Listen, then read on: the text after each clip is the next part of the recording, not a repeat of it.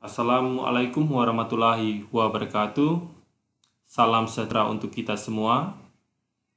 Om Swastiastu, Nama Budaya. Pada kesempatan kali ini, saya sebagai admin Gayatri Pandey Center akan membahas tentang penelitian tindakan kelas, karena di grup ada yang meminta bagaimana cara mengkaji masalah dalam PTK.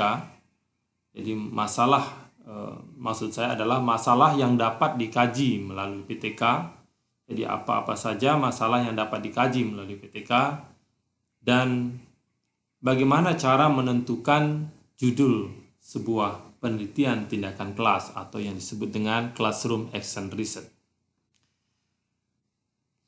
Baiklah, kita lanjut saja ke materi.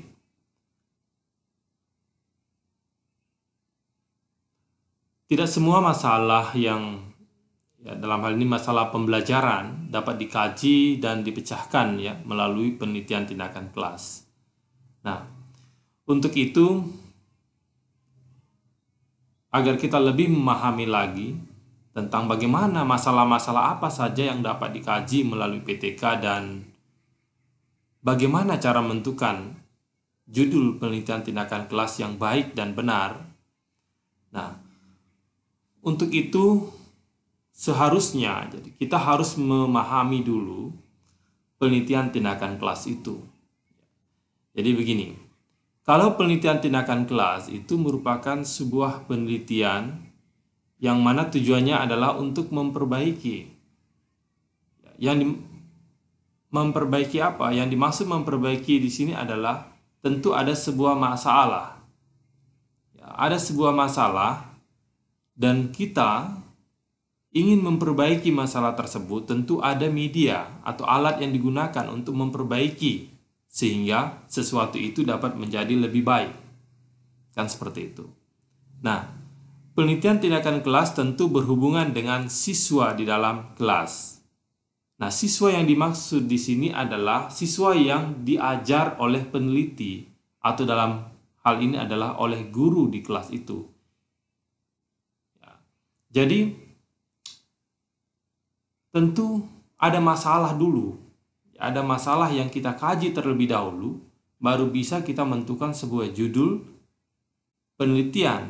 Dalam hal ini adalah penelitian tindakan kelas. Nah, untuk dapat melakukan penelitian tindakan kelas itu terlebih dahulu, guru harus memiliki perasaan ketidakpuasan terhadap praktik pembelajaran yang dilakukan di dalam kelas yang diajar. Nah, oleh karena itu kita harus berani jujur, kemudian mau menerima kritikan dan saran dari teman atau rekan-rekan kerja kita. Dalam hal ini adalah teman-teman guru di sekolah. Nah, kita harus jujur, berani terhadap diri sendiri. Dan tindakan dalam pembelajaran serta memahami kelemahan-kelemahan serta kelebihan proses pembelajaran yang sudah kita lakukan. Nah, oleh karena itu ketika kita memahami proses pembelajaran yang sudah kita lakukan, bagaimana outputnya, apa yang sudah kita lakukan, maka tentu kita akan mengetahui hal apa yang kita semestinya kita perbaiki dalam kelas kita itu. Tentu misalnya ada siswa yang sulit dalam belajar, siswa yang kurang mampu untuk memahami pembelajaran. Nah, itu merupakan sebuah masalah dalam kelas itu. Apakah masalah dari siswanya itu sendiri atau masalah dari media atau metode pembelajaran yang kita gunakan. Mengapa kita harus berani mengakui dan mengetahui di mana kelemahan dan kelebihan proses pembelajaran kita? Ya, karena tidak semua masalah yang dihadapi dalam pembelajaran itu dapat jadikan sebagai topik dalam sebuah penelitian tindakan kelas.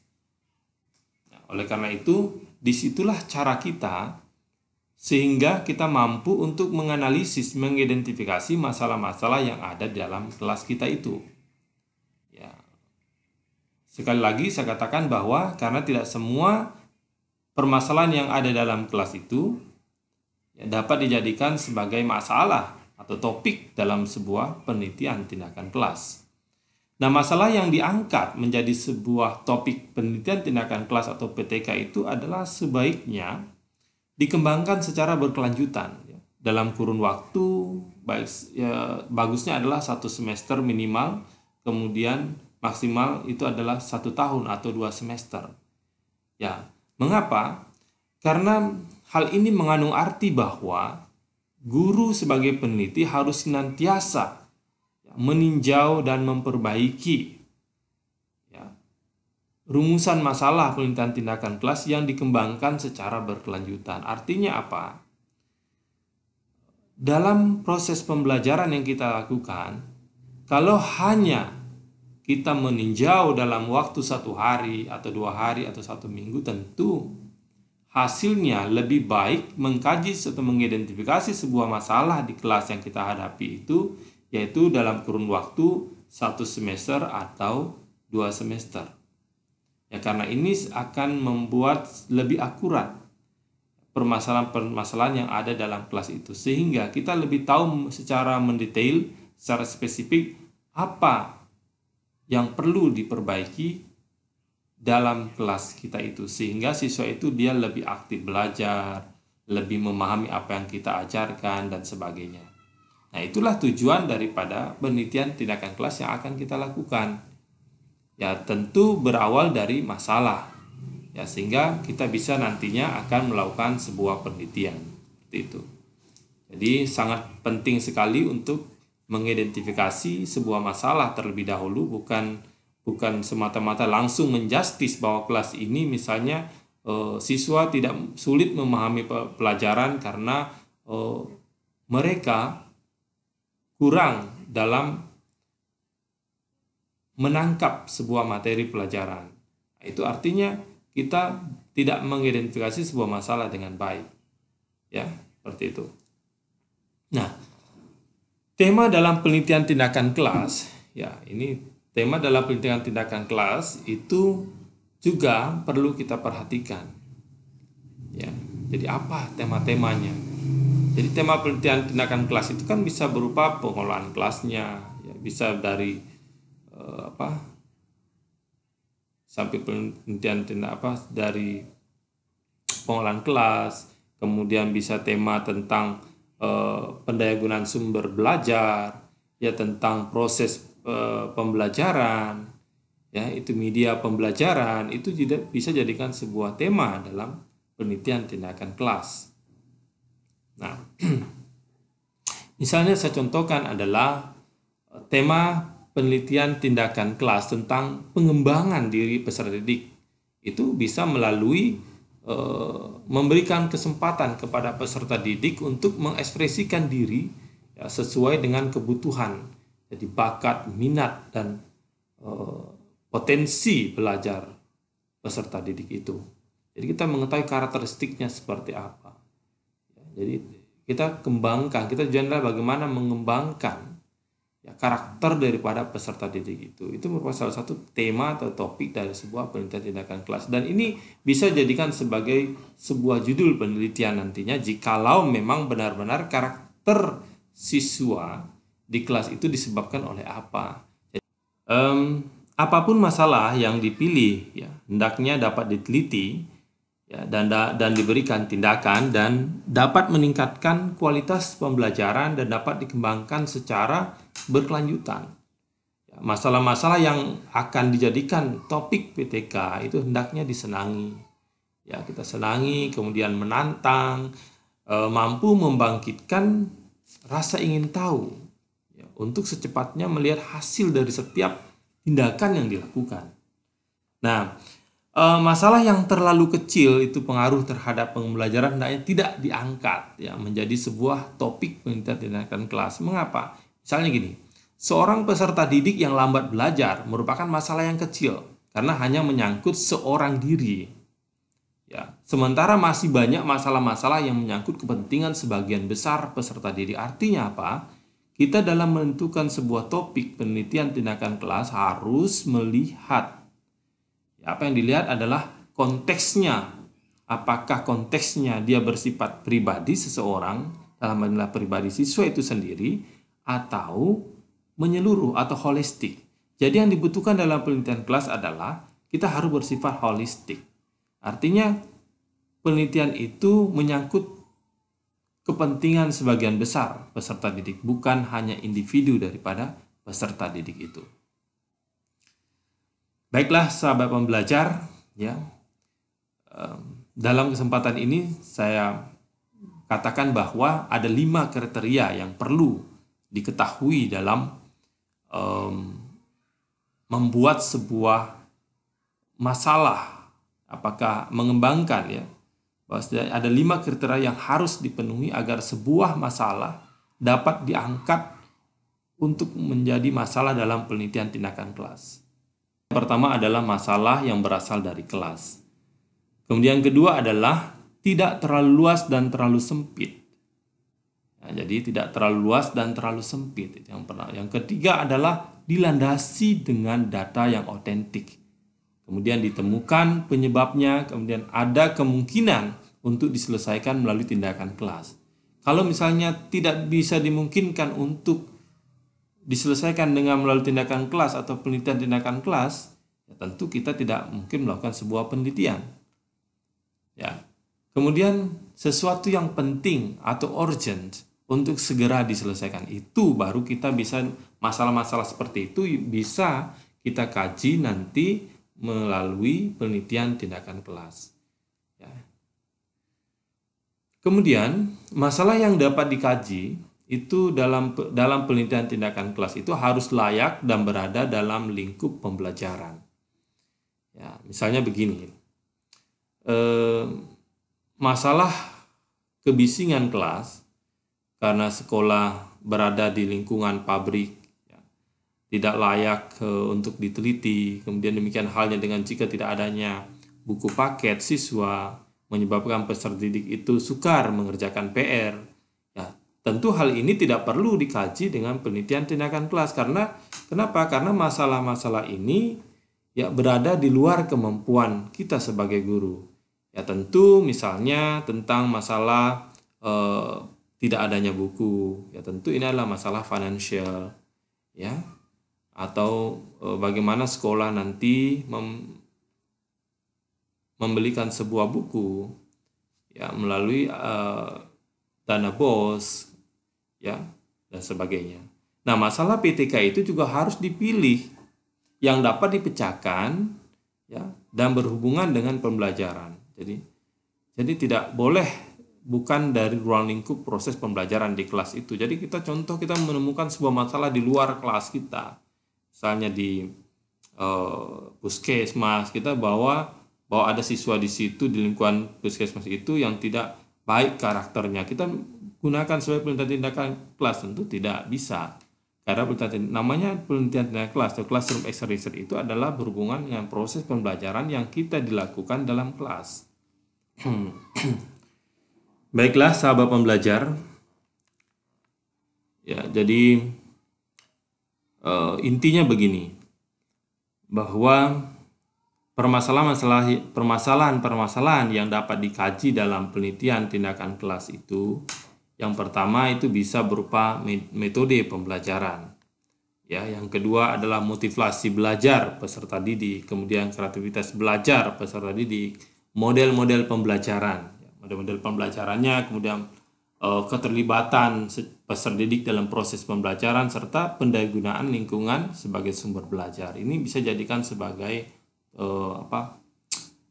permasalahan-permasalahan dalam penelitian tindakan kelas. Intinya adalah berhubungan dengan proses belajar mengajar peserta didik.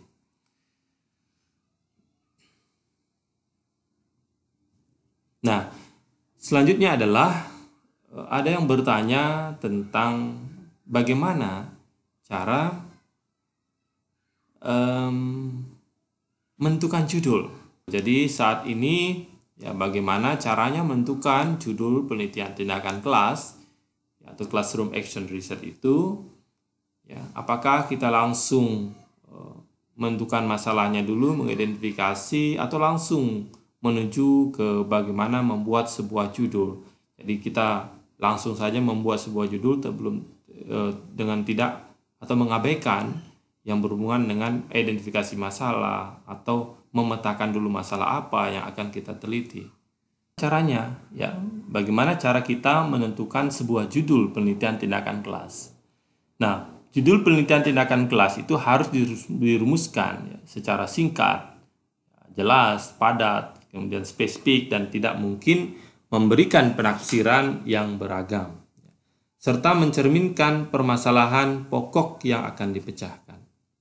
Jadi judul itu harus memberikan gambaran tentang apa yang dipermasalahkan dalam penelitian tindakan kelas itu. Misalnya begini, masalah yang dikaji adalah peningkatan prestasi siswa, dalam hal ini prestasi belajar bahasa Inggris. Dan bentuk tindakan atau treatmentnya yang akan dilaksanakan untuk menyelesaikan suatu masalah itu misalnya adalah pendekatan partisipatif.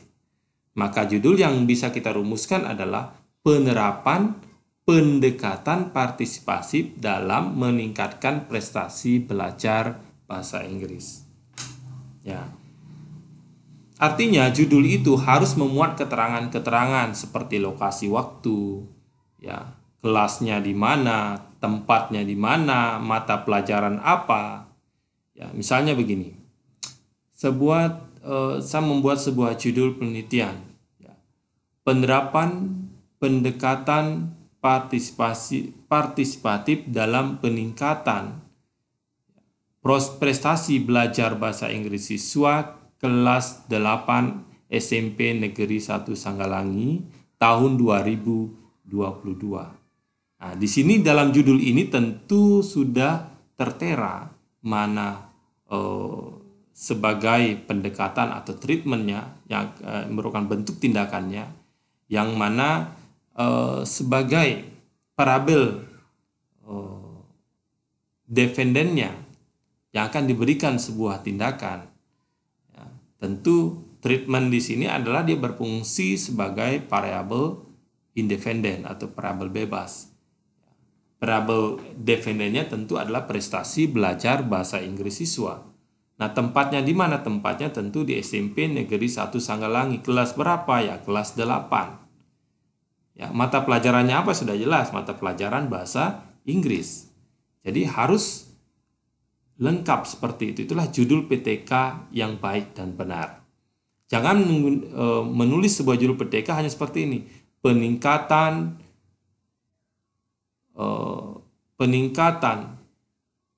prestasi belajar siswa melalui pembelajaran melalui metode problem based learning.